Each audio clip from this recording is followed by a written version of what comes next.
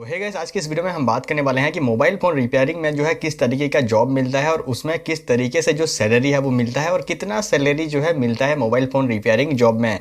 तो आप अगर इंटरेस्टेड हो इस टॉपिक के बारे में, आप अगर मोबाइल फ़ोन रिपेयरिंग में करियर बनाना चाहते हो तो मेक श्योर इस वीडियो को एंड तक देखते रहना। तो चलिए इस वीडियो को स्टार्ट करते हैं।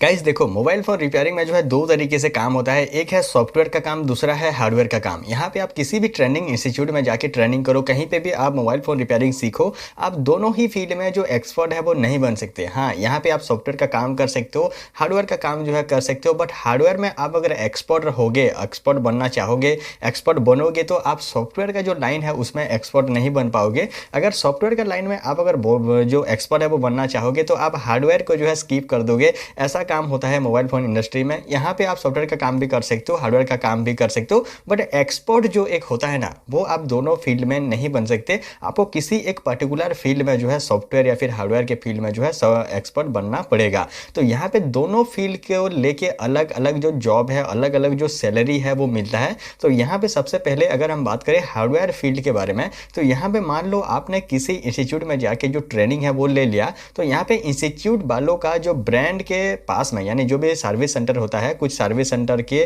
पास में जो ऐसा टाई अप होता है जो जहाँ से कि आपको जो है इजीली प्लेसमेंट मिल जाएगा। आपने किसी इंस्टीट्यूट में जो ट्रेनिंग है वो किया, उसके बाद में वहाँ पे डायरेक्टली आपको जो है प्लेसमेंट मिल जाता है सर्विस सेंटर में। और जैसे ही आप किसी भी सर्विस सेंटर में पहले जो प्लेसमेंट है, पहले इस प्लेसमेंट के थ्रू आप अगर जाते हो सर्विस सेंटर में, तो वहाँ पे जो है स्टार्टिंग में आपको 9,000 रुपीज़ का जो सैलरी है वो मिलता है। डिपेंड करता है ब्रांड के ऊपर, वो सैमसंग का अलग हो सकता है, MI का अलग हो सकता है, ओप्पो वीवो का अलग हो सकता है, बट अप्रॉक्स आप लगा लो तो 9,000 के ऊपर में आपको जो है स्टार्टिंग सैलरी मिलता है किसी भी सर्विस सेंटर में। आप अगर प्लेसमेंट के थ्रू जाते हो तो यहाँ पे आप अगर प्लेसमेंट के थ्रू जाते हो तो वहाँ पे जो काम का जो आपका एक्सपीरियंस है वो उतना ज़्यादा नहीं होता है, तो स्टार्टिंग में 9,000 रुपीज़ का सैलरी मिलता है।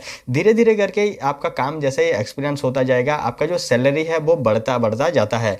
मैक्सिमम आपको जो है 50,000 रुपीज़ का जो सैलरी है वो मिलता है जैसे आप थोड़ा सा सीनियर हो जाते हो तब।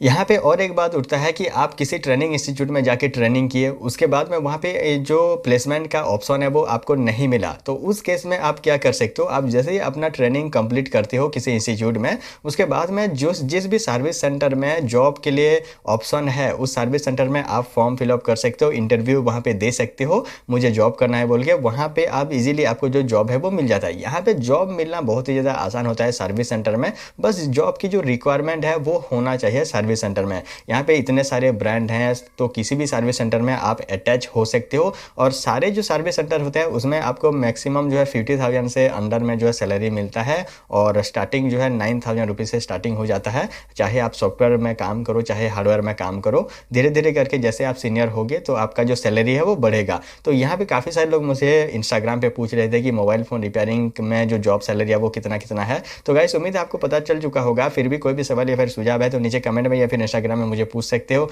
आज के लिए बस इतना है guys, thank for watching, thank you.